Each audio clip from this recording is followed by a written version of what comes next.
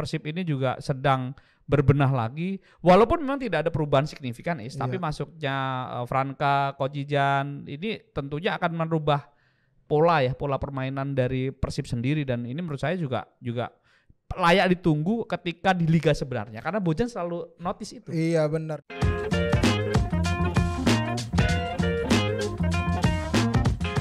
Welcome back to Discord, diskusi olahraga bareng Rais dan Estu Ernesto. Ya, sebelumnya kita ingin mengucapkan selamat dulu buat dua atlet Indonesia, yaitu Fedrik Leonardo dari panjat tebing dan juga Rizky Juniansa dari angkat besi ya. Georgie juga dong. Georgie juga, tapi yang pasti ini ada dua emas yang akhirnya tetap terjaga tradisi emas kita di Olimpiade Paris 2024. Tadi sempat deg-degan ya, karena kan bulu tangkis kan yang diharap-harapin justru akhirnya cuma tapi akhirnya gini, dapat medal perunggu gitu. Indonesia tidak cuma terkenal di bulu tangkis. Ternyata ada Spiderman, ada orang kuat gitu, ada hook gitu. Jadi apa namanya, ternyata olahraga yang tidak pakai impress-impressan mungkin ya. Itu benar. Bisa menyumbangkan emas dunia.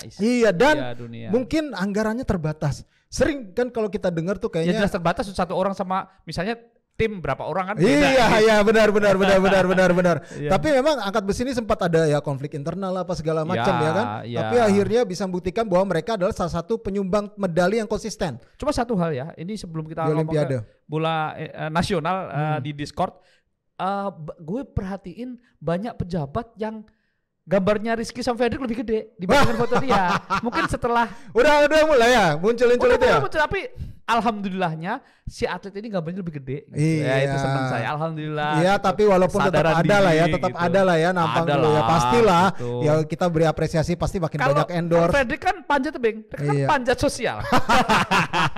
Iya. Mungkin kita juara untuk panjat sosial. Kalau ada olimpiadenya pasti dong.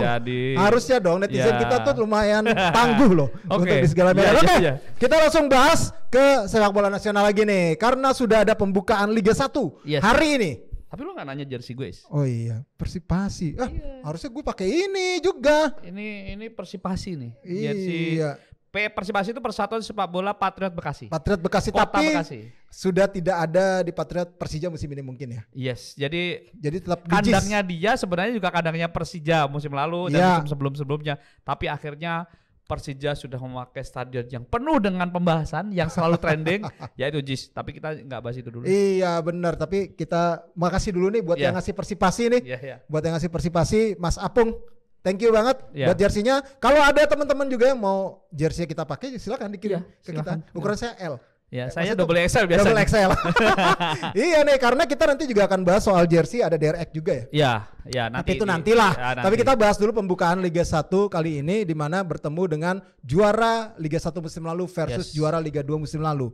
Bakal ada juga duel pembuktian dua top scorer dari dua kompetisi itu, yaitu David da Silva, top skor Liga 1 musim lalu dengan 29 gol, juga ada Alexandro dos Santos dari PSBS Biak dengan 19 gol sebagai top scorer Liga 2. Ini akan menjadi hal yang menarik karena perubahan banyak terjadi di PSBS Biak. Banyak mendatangkan pemain asing baru yang berkiprah di sini. Hanya mungkin Takuya Matsunaga aja yang udah pernah bermain di sini, yaitu pernah membela Persipura Jayapura. Plus mereka memulangkan banyak sekali talenta-talenta Papua ya. Salah satu Kelly Schroyer yang paling fenomenal ya. Ada Todd Ferre juga. Terus ada Marco Sandi Meroje, Doni Monim juga.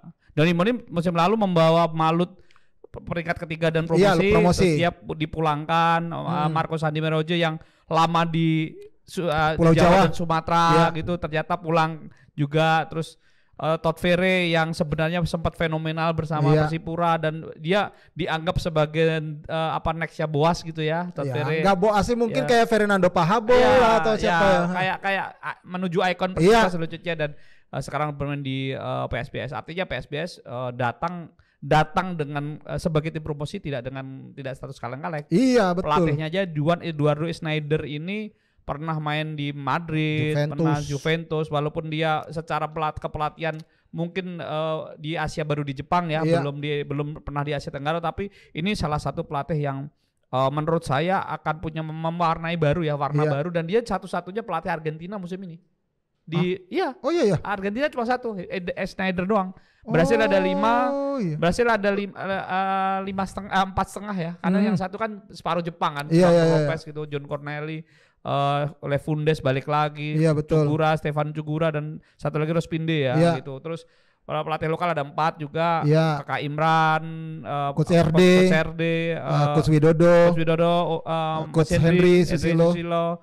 Terus ada di Amerika, dari Eropa ada beberapa ya, dari ada Eropa Barat, Balkan, ada Eropa Selatan, gitu. Jadi di Eropa lebih banyak, tapi tetap dominan yang negara tetap Brazil. Iya benar, Brazil ya memang. Ya kalau kita lihat dari Persib dan PSBS, lo ngeliatnya gimana di partai ini bakal seperti apa nih? Karena ya Persib juga perombakan di pemainnya juga nggak terlalu banyak ya. Ada memang penambahan pemain baru, ada Gustavo Franca juga di situ, kemudian Kotijan. Ada Kotijan yang sebagai gelandangnya dia. Jadi emang 2 asing baru, terus sisanya kan yang lama, plus Tyrone Del Pino yang balik lagi ke sini gitu. Yang pasti mereka juga akhirnya meminjamkan Bayu Fikri, Salnando gitu ya. Terus kipernya juga masih Kevin Remendoza dan Teja yang jadi jadi tulang punggungnya ya, karena Ricky Rahayu dan Fitrul kan keluar tuh.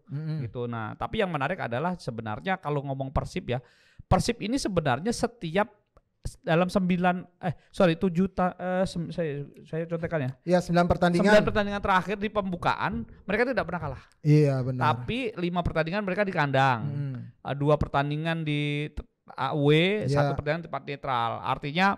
Artinya Persib ini sebenarnya punya rapor bagus ketika pembukaan ya, dan ini pertandingan pembukaannya di kandang mereka di Sijala Arupat. Ini menurut saya akan menarik karena sebenarnya mereka sebelumnya di pembukaan pramusim Piala Presiden mereka gagal di stadion yang sama ya. Gitu. Jadi tapi kegagalan itu menurut saya akan jadi evaluasi penting Bojan Hodak, apalagi mereka juga akan tampil di AFC 2 ya, ACL 2. Jadi artinya Persib ini juga sedang berbenah lagi, walaupun memang tidak ada perubahan signifikan tapi masuknya Franca, Kojijan ini tentunya akan merubah pola permainan dari Persib sendiri, dan ini menurut saya juga layak ditunggu ketika di liga sebenarnya, karena Bojan selalu notice itu. Iya benar, dan Adam Alis juga menambah kedalaman squad di sisi gelandang ya, tentunya menjadi salah satu yang mungkin diperhatikan juga sama Bojan Hodak. Akhirnya kenapa memilih untuk meminjam Adam Alis dari Borneo FC karena kedalaman dari segi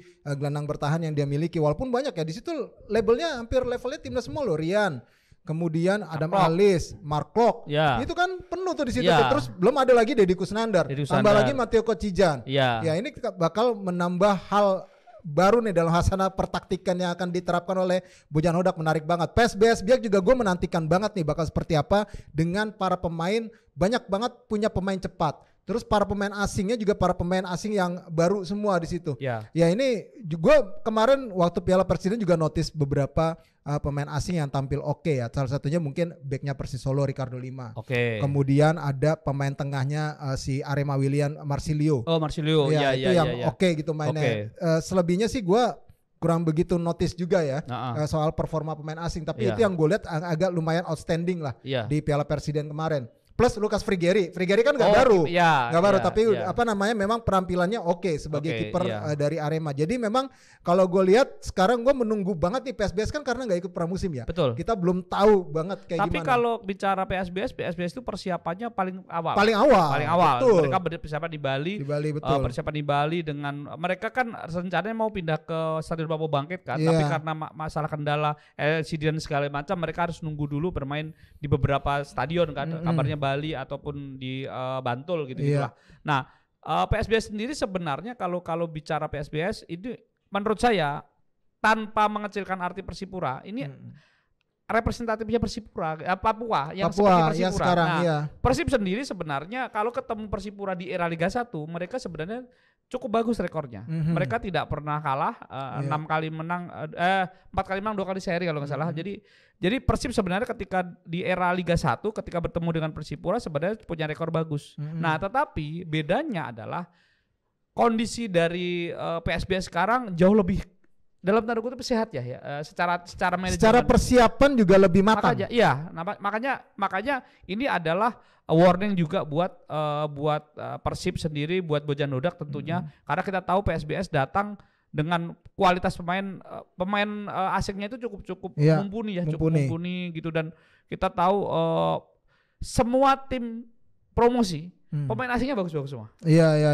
Itu jadi ini menurut saya juga warning buat tim-tim lain. Tim-tim yang sudah mapan, apalagi seperti 4 tim ya. Persib, PSM, Borneo dan juga satu lagi Madura itu kan harus bermain di Asia. Jadi memang mereka butuh kedalaman skuad, mereka butuh skuad yang lebih banyak, dan ketika tekanan-tekanan di awal-awal kompetisi ini juga mereka juga penting gitu. Iya benar. Nah, ngomong tadi soal kelengkapan skuad, masih ada tim yang masih terus mencoba melengkapi skuadnya ya. Ya di antaranya adalah 2 klub besar, Persebaya dan juga Persija. Persija bahkan masih akan menunggu 1 pemain asing lagi. Borneo setelah kemarin final baru melengkapi lagi mainnya dengan tambahan 2 pemain. 2 pemain asing dia datangkan baru lagi. Kemudian ini membuktikan bahwa sebenarnya tim-tim ini setelah berkaca dari hasil evaluasi Persija, terutama Persija ya, ini memang butuh tambahan pemain. Emang sih gue lihat kayak misalkan Ramon Bueno tuh kayak belum nyetel sama permainan Persija ya, dengan gaya main ataupun adaptasi dengan sepak bola di Indonesia gitu. Kelihatan banget tuh dia agak sedikit mungkin kewalahan atau seperti apa, masih butuh adaptasi lebih lah si Ramon Bueno dan ini. Ini yang paling baru adalah Pedro Diaz. Iya, Pedro Diaz ini agak dipertanyakan. Iya, gitu. benar. Dari segi saya belum lihat langsung, tapi dari lihat foto-fotonya kok agak gemuk gitu ya. Terus kabarnya dia sempat tidak main di 7 bulan terakhir, tidak bermain gitu. Terakhir dia main di Tanjung Pagar kalau nggak salah ya, di Singapura. Ini juga agak dipertanyakan ketika kenapa dia Persija, sekelas Persija datangin pemain seperti ini gitu. Terus yang datang yang baru katanya kiper gitu. Padahal Persija itu punya 3 kiper yang menurut kualitasnya saya oke. Iya, Adri Arido itu yang paling muda ya. Adri Arido juga cukup bagus, posturnya bagus banget ya, 190 kalau nggak salah. Terus si Cahya Supriyadi kita lihat. Jadi ketika hampir ke Piala Dunia U20 kemarin dia kan andalan kan ya. Andri Tani oke lah dengan pengalaman segala macam. Nah, ini kalau gosip yang mengatakan mereka mendatangkan kiper kok agak dipertanyakan. Gitu kenapa? Dan ini kayaknya juga tanda-tanya sinyal ketika kapten tim diserahkan dari Andri Tani ke Rizky Ridho dan makanya Ferrari. Apakah itu sudah ada sinyal bahwa Andri Tani akan dicadangkan? Iya, kalau Spainnya sih bilang dia tetap leader di tim ini gitu. Leader sih leader. Iya, tapi kapten bukan. Kayak BP aja kayak nggak dikasih, kayak maksudnya lu udah bukan pilihan utama gua, tapi lu tetap leader di sini gimana? Gitu. Untuk menjaga kondusivitas tim ya. Tapi biar bagaimanapun kalau gue lihat ya kemarin, walaupun banyak yang bilang wah Andri Tani udah nggak, gue masih lihat dia bagus kok. Main di Piala Presiden kemarin ya, refleks-refleksnya masih ada gitu segala macam. Kemarin tuh memang kita ada tuh Persija tuh lemah di belakang. Iya. Kelihatan banget. Walaupun sebenarnya ada 2 timnas ya. Tapi kan sebenarnya kan dari musim lalu Persija tuh lemahnya di belakang. Iya. Mereka kedatangan tanpa kehilangan Hansamu, kedatangan Rizky Ridho harusnya lebih kuat. Masih ada Kudela segala macam. Ada Akbar Ajunsah, ada Ferrari. Ternyata musim lalu ya terlepas dari ada persoalan Hansamu cedera dan Ridho sering ke timnas ya. Tapi lini belakang Persija itu jadi sorotan. Iya, makanya gitu. Ini yang menjadi pertanyaan ya, kenapa nggak tambah lagi di belakang itu? Saya berharapnya adalah Carlos Pena ini menjadi Pep Guardiola di Liga Indonesia. Ya, mudah-mudahan kita lihat aja nih mau kayak apa nih Carlos Pena. Karena kemarin tuh secara garis besar gambaran mainnya sudah kelihatan. Persija seperti apa gitu. Memang nggak terlalu beda jauh dengan skema 3 back, 3-4-3 atau 3-5-2. Dan menempatkan Ferrari bukan di tengah ya? Iya, di sisi kanan. Tapi tetap back tengah, main 3 back dia tapi sisi kanan sama seperti di timnas. Betul. Nah, ini memang leadernya adalah Rizky Ridho gitu. Yang agak lumayan butuh pelapis, agak lumayan banyak kan sebenarnya di back sayapnya itu. Ya, back sayap dan juga sebenarnya di posisi striker. Iya. Karena memang kita mau nggak mau secara catatan statistik Sibik jauh dari harapan. Iya, di Piala Presiden ya. Walaupun di Liga 1 kemarin dia membuktikan di akhir musim. Apakah dia akan telat panas lagi kita nggak tahu nih. Karena di Piala Presiden kemarin benar-benar kalau gue bilang seperti sudah habis. Iya, makanya ketika nambah pemain dan posisi striker ya nggak mungkin. Iya, benar-benar. Aji Kusuma aja dipinjemin dia. Dilepas.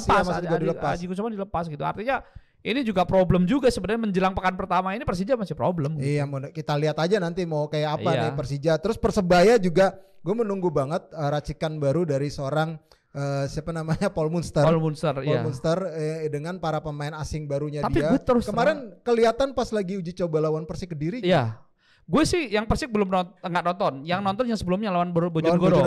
Gue Bojonegoro nonton, tapi gue belum menemukan Persebaya yang gue harapkan.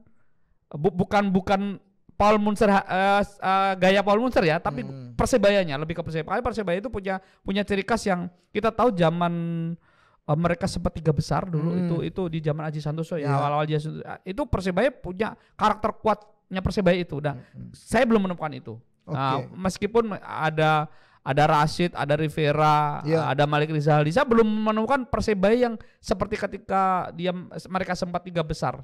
Keyakinan ini benar-benar keyakinan saya kayak Persebaya kok belum klik ya gitu. Terus kemarin ditambah ada something yang agak drama ketika Tony Firmansyah dianggap indisiplin segala macam. Iya gitu.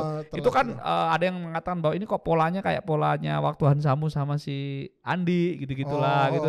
Apakah ini letupan kecil ini apakah bisa berpengaruh? Karena Tony Firmansyah ini sebenarnya bisa dikatakan next icon gitu. Iya, betul. Next icon gitu. Jadi dia gelandang box to box yang punya visi bagus di timnas bersama Indra Safri juga semakin matang gitu. Tapi ada seperti itu. Tapi saya harapkan itu cepat jadi angin lalu. Tapi kalau ngomong Persebaya, saya belum menemukan klik Persebaya yang seperti yang sudah 3 besar gitu. Dan gue menunggu lagi siapa lagi pemain muda Persebaya yang bakal mengorbit di Liga 1 musim depan. Karena Persebaya selalu menghadirkan itu. Katanya sih yang gue dengar dari teman-teman di Surabaya itu ada satu pemain lagi katanya gitu. Yang oke, ini yang bakal diobirkan dan mainnya oke, tenang banget. Nah, kita lihat nanti siapa itu Alvan Suaib ya. Kayaknya mungkin ya. Alvan Suaib. Iya, kayaknya kalau nggak salah Alvan Suaib dah. Alvan Suaib. Suaib itu memang kemarin waktu lawan Persibo saya lihat itu dia kalau nggak salah ngasih assist ya, itu bagus banget. Iya. Dan banyak orang mengatakan dia bukan kayak Andi ya posisinya, tapi betul. Dia ini akan jadi kayak next Andi gitu. Maksudnya next Andi dalam artinya spiritnya gitu. Iya, mudah-mudahan kita lihat aja, karena yang menarik adalah dari sebuah tim bisa melahirkan itu. Apalagi kan kita tahu Persebaya itu punya kompetisi internal yang sangat luar biasa di sana, salah satu yang paling aktif, paling dan konsisten. Dan sekarang datengin Ganesha. Iya, makin lengkap betul, lah makin gitu. lengkap untuk bisa mereka, gitu. Betul, kita harapkan itu sih dari Persebaya, terus munculkan pemain-pemain yang oke lah untuk sepak bola Indonesia. Nah, kita lihat lagi juga 2 Tangerang nih, Dewa United yang gila-gilaan. Ini sih gue bilang sih mungkin salah satu kandidat juara harusnya ya. Melihat skuad yang dia datangin. Mewah.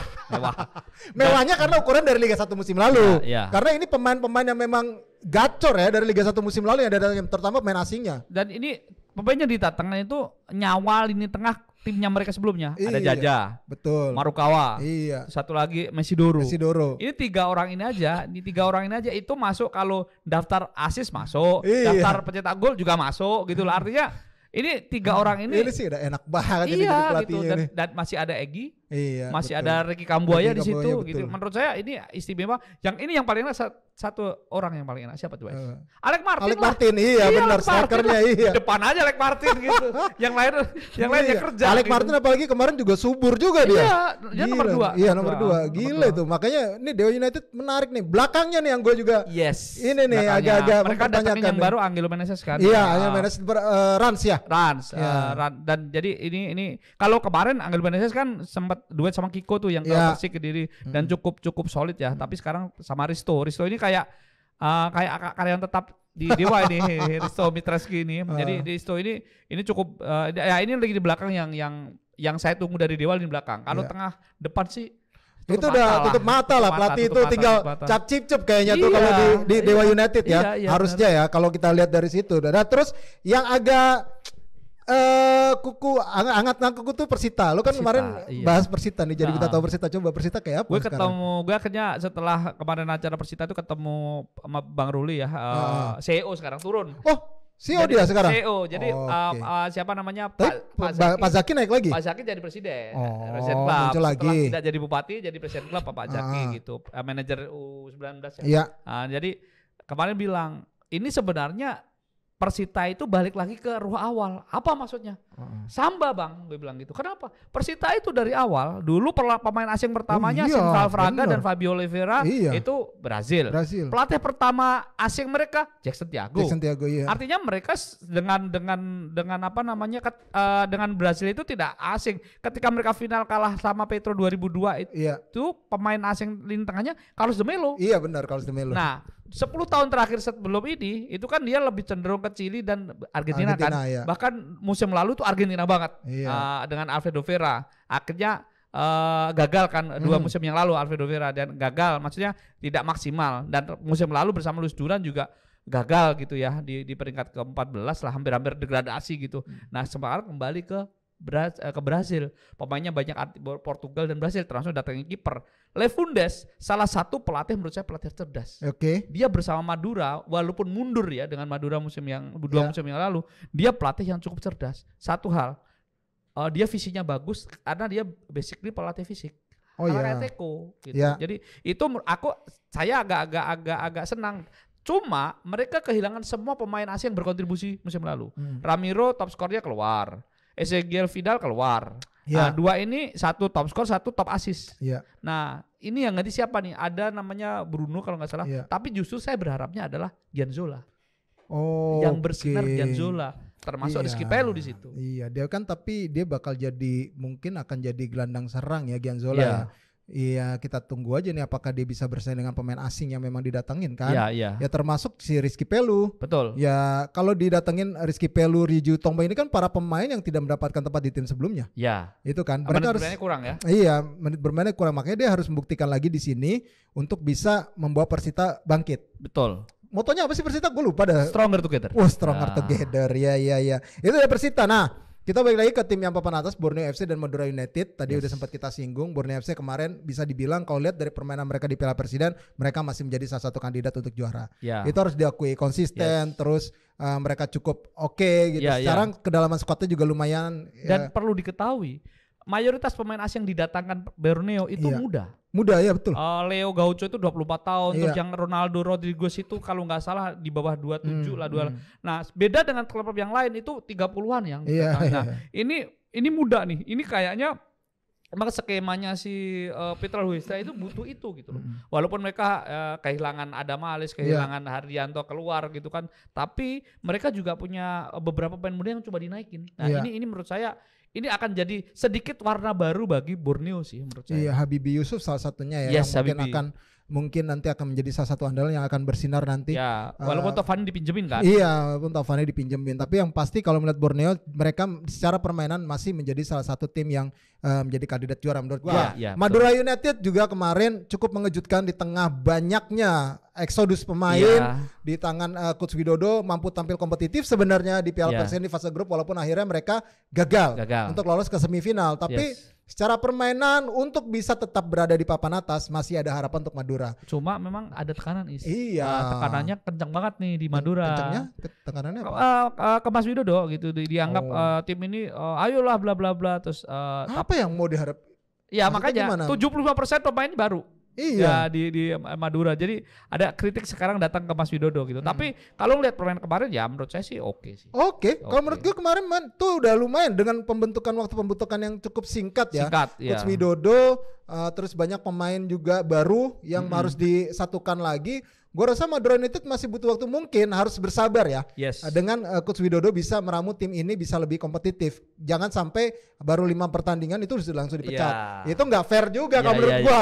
Walaupun kemarin sudah bermain di Piala Presiden, tapi gambaran besarnya adalah Madura United kalau gue lihat harusnya sih dengan pemain asingnya juga lumayan. Ada Jody Wehrman juga salah satunya gitu yang mungkin bisa lebih kompetitif lah. Nanti kita lihat di Liga 1 seperti apa, apalagi mereka main di 2 kompetisi kan nanti. Gitu. Nah, Arema, PSS dan juga PSM Makassar. Arema kita tahu habis juara spesialis turnamen Piala Presiden. Dan akan punya markas baru.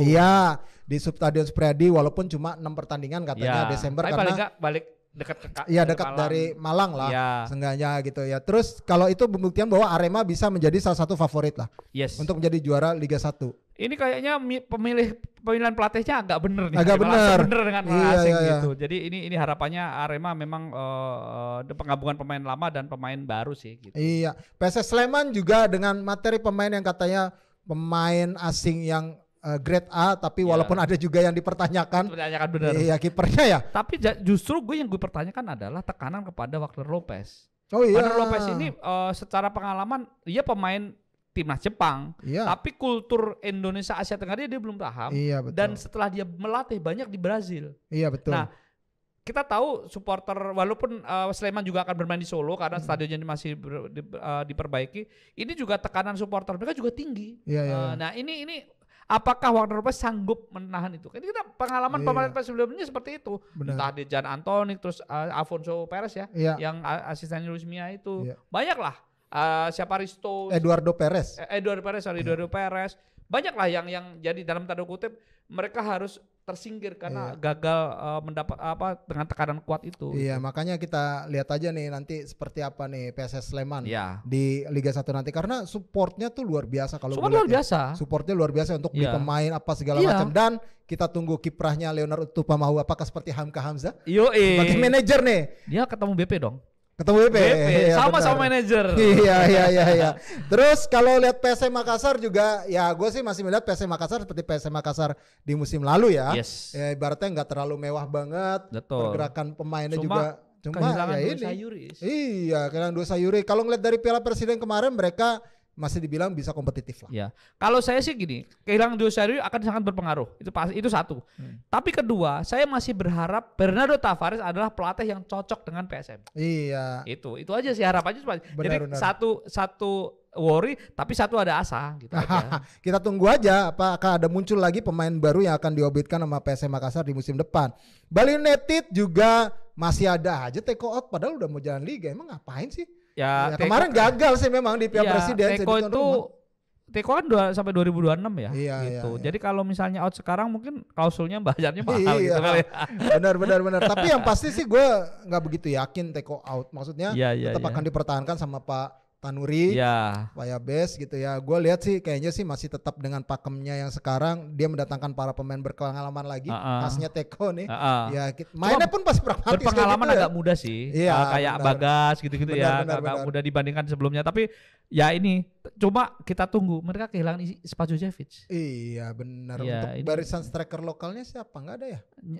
Nggak ada. Ya anak baru gitu. Iya. Ya paling mereka mungkin yang akan jadi tulang punggung pemain-pemain muda kayak si Kadek Arel segala macam itu mungkin naik kelas gitu. Sayap doang lokal ya, Rahmat, Irfan Jaya, ya, plus ada Private Barga itu ya. Ada duo Jepang. Iya, Berbesa masih nggak sih enggak ya? Enggak, duo Jepang si Maruoka. Iya, Maruoka. Dia di gelandang dan juga Kenzo Nambu. Ini penting juga nih permainannya kayak apa nih, ada dua Jepang. Iya, makanya nih menarik nih dengan skema pemain asing 8 mainnya 6 terus pemain asingnya kayak begitu lagi. Iya. Banyakan di tengah nih kayaknya Teko memperkuat lini tengah nih.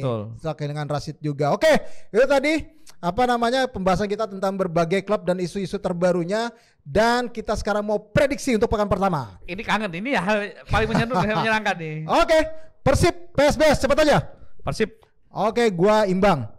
Madura United versus Malut United. Malut United. Ini di kandang imbang lagi. Terus PSM Makassar versus Persis Solo. Gue PSM. PSM Makassar juga. Persija versus Barito Putra. Imbang. Gua menang Persija. PSIS Semarang versus Persita. Persita. PSIS Semarang yang menang. Persik Kediri versus Bali United. Persik menang. Terus Persebaya versus PSS Sleman.